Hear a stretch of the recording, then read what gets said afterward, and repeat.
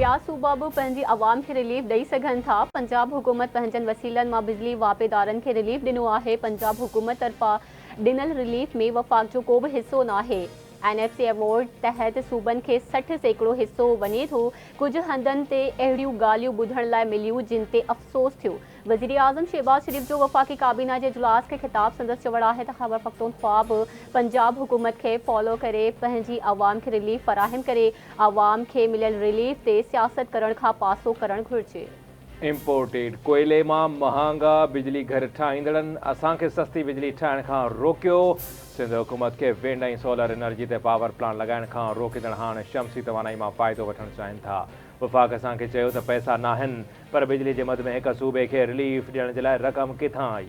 सिंध जे वॾे वज़ीर मुराद अली शाह जी मीडिया सां ॻाल्हि ॿोल। संदसि चवणु आहे त सिंध जे अवाम पीपल्स पार्टी जी हमेशह एतमाद कयो आहे। सदर आसिफ अली ज़रदारी ऐं PP चेयरमैन बिलावल भुट्टो ज़रदारी जे हिदायतुनि ते बिजली बहरान जो मुस्तक़िल हल कढियो वेंदो। शहबाज शरीफ जी हुकूमत वफ़ाक़ में आहे। बिजली रुगो पंजाब में सस्ती कई वई। बिजली जे बिलनि में 2 महीननि जो रिलीफ ॾिनो वियो ऐं उन खां पोइ छा थींदो? बिजली जूं क़ीमतूं वधाइण ऐं घटाइण वफ़ाक़ी हुकूमत जो कमु आहे। नंढे भाउ बिजली महांगी कई ऐं वॾे भाउ उनखे सब्सिडी ॾेई रिलीफ जो नालो ॾिनो। वज़ीर आला पंजाब जी तक़रीर ॿुधी अफ़सोस थियो। सॼे पाकिस्तान खे सस्ती बिजली सिर्फ़ थर जे कोयले मां मिली सघे थी। थर जो कोयलो 200 सालनि ताईं एक्सपोर्ट करे सघे थो। सिंध जे सीनियर सूबाई वज़ीर शर्जील इनाम मेमर जी प्रेस कॉन्फ्रेंस संदसि चवणु आहे त PTI बारी मुल्क में ॾफेड़ पखेड़ण जी कोशिश कई। साकिब निसार तव्हां इमरान ख़ान जे मुखालिफ़नि खे चूंडे नाहिल करायो। पंहिंजे नाठी जे कारोबार खे हथी ॾियारी।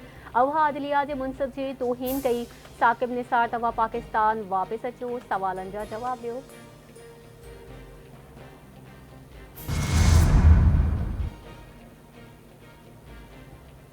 इंशाअल्लाह सिंधु दरिया ते को बि मसइलो न थींदो।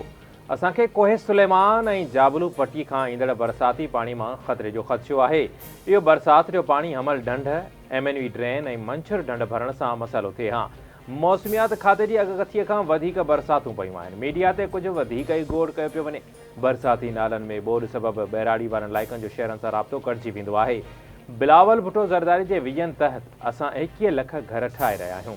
सिंध जे वॾे वज़ीर सैयद मुराद अली शाह जो MNV ड्रेन FP सुपरियो ऐं मोरिया लूप बंद जे दौरे दौरान मीडिया सां ॻाल्हि ॿोल।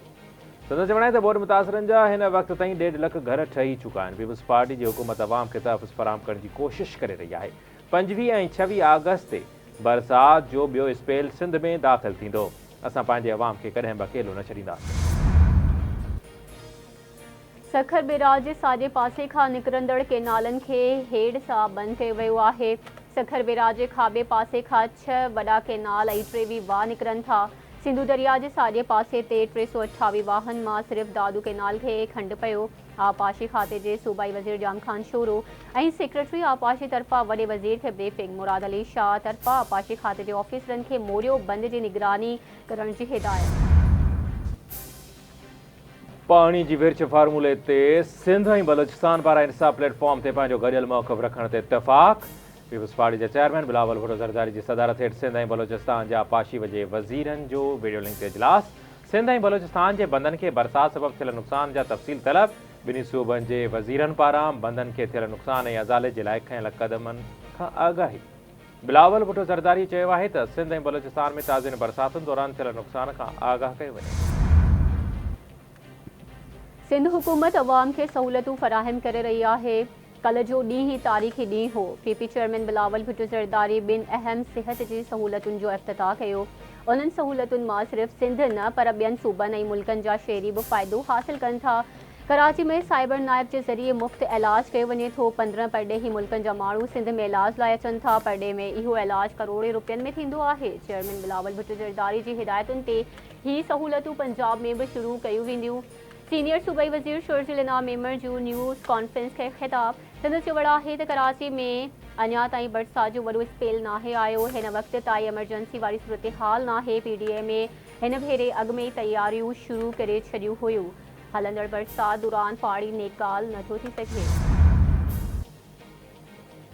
दहशतगर्दी जे अंत वारी अदालत PTI बानी जी ज़ाल बुशरा बीबी खे 9 मई सान्हे जे 12 केसनि मां डिस्चार्ज ॾेई छॾियो। अडियाला जेल में दहशतगर्दी जे अंत वारी अदालत 9 मई सान्हे बाबति केसनि जी ॿुधणी। अदालत पुलिस जे जिस्मानी रिमांड वारी दरख़्वास्त रद्द कंदे बुशरा बीबी खे 12 केसनि मां डिस्चार्ज करे छॾियो। नैब PTI बानी ऐं बुशरा बीबी जे ख़िलाफ़ तुशाखाना जो नओं रेफरेंस बि दाख़िल करे छॾियो आहे। सिक्योरिटी फोर्स जो कुझु इतला ते मस्तूंग में ऑपरेशन 3 दहशतगर्द मारिजी विया, 3 ज़ख़्मी। ISPR मूजिबि ऑपरेशन दौरान पाबंदी मंडल तंज़ीम जा 3 दहशतगर्द मारिजी विया, 3 ज़ख़्मी थिया। मारिजबल दहशतगर्द DC पंजगूर ज़ाकिर बलोच जे क़त्ल में मुलविस हुआ। शाइरनि जे सरताज शाह अब्दुल लतीफ़ भिटाई जे उर्स मुबारक जूं तक़रीबूं जारी। सिंध जी कुंड कुर्छ मां वॾे अंग में अक़ीदतमंदनि जी भिड़शा आमद। सिंध जे गवर्नर कामरान टेसोरी तरफ़ां मज़ार ते चादर चाढ़े भिट धणी जे उर्स तक़रीबुनि जो बाज़ाब्ता इफ़्तिताह कयो वियो। सूबाई वज़ीर सैयद ज़ुल्फ़कार अली शाह पारां सक़ाफ़ती गोड़ जो इफ़्तिताह, हथ जे हुनरनि जा 40 खां वधीक स्टॉल क़ाइम। सुघड़ कॉन्फ्रेंस दौरान सुघड़नि तरफ़ां नयूं तख़लीक़ूं पेश। ज़रई नुमाइश बि लॻाई वई। ज़राअत में जदीद टेक्नोलॉजी जे इस्तेमाल बाबति सिंध जे आबादगारनि खे आगाही। शाह अब्दुल लतीफ़ भिटाई अमन ऐं मुहबत जो शाइर आहे। संदसि भाईचारे वारो पैगाम लाज़वाल आहे। शाह साईं जो पैगाम इंसाफ़ ते ॿधल मुआशिरो क़ाइमु करण लाइ रहनुमाई करे थो। शाह लतीफ़ जी शाइरी इंसानी हमदर्दीअ जो दर्स ॾिए थी। संदसि कलाम सिंध जे रूहानी ऐं सक़ाफ़त जी अक्कासी बि करे थी। पीपल्स पार्टी जे चेयरमैन बिलावल भुट्टो ज़रदारी पारां उर्स जे मौक़े ते शाह अब्दुल लतीफ़ भिटाई खे भेटा पेश। सिंध सूफ़ियुनि जी धरती आहे, वापारी माण्हू थोरो सब्र कनि, सूरत हाल बहितर थी वेंदी। सिंध ई पाकिस्तान जी मईशत जी 99% हिस्से खे पूरो करे थी। पाकिस्तान में IT जो बहितरीन निज़ाम आहे। नौजवान ऑनलाइन रोज़गार करे रहिया आहिनि। गवर्नर हाउस में नौजवाननि खे IT जा कोर्स कराया पिया वञनि। सिंध जे गवर्नर कामरान टेसोरी जूं भिड़शा में मीडिया सां ॻाल्हियूं। सेवण में MNV ड्रेन ज़रिए गाज जे पाणी जो मंछर ढंढ में छोड़ जारी। मंछर ढंढ में पाणी जी सतह 114 फुट ताईं पहुची वई। मंछर में वधीक चाढ़ जो इम्कान। आबपाशी खाते मूजिबि मंछर ढंढ में 130 फुट पाणी जी गुंजाइश मौजूदु आहे। टिनि बागे सां ताल्लुक़ रखंदड़ शागिर्दियाणी आगा खान यूनिवर्सिटी बोर्ड जे इम्तिहाननि में सॼे मुल्क में पहिरीं पोज़ीशन माणे वरिती। ॻोठ खाड़ी वासी सादिया ख्वाजा 12 क्लास जे प्री मेडिकल जे इम्तिहान में 1100 मार्कुनि मां 1060 मार्कूं खणी टॉप पोज़ीशन हासिल कई। अमेरिका में सदारती चूंडुनि जे सिलसिले में चूंड मुहिम में तेज़ी। अमेरिका में सियासी तशद्दुद जी का बि जाइ नाहे। असांजा बहितरीन ॾींहं अचण वारा आहिनि। जमहूरियत जो तहफ़ुज़ यकीनी बणाइण चाहियूं था। कैमला हैरिस जल्द अमेरिका जी सदर बणजंदी। ट्रंप 4 सालनि खां वाइदा कंदो पियो अचे। अमेरिकी सदर जो बाइडन जो डेमोक्रेटिक पार्टी जे कन्वेंशन खे ख़िताब।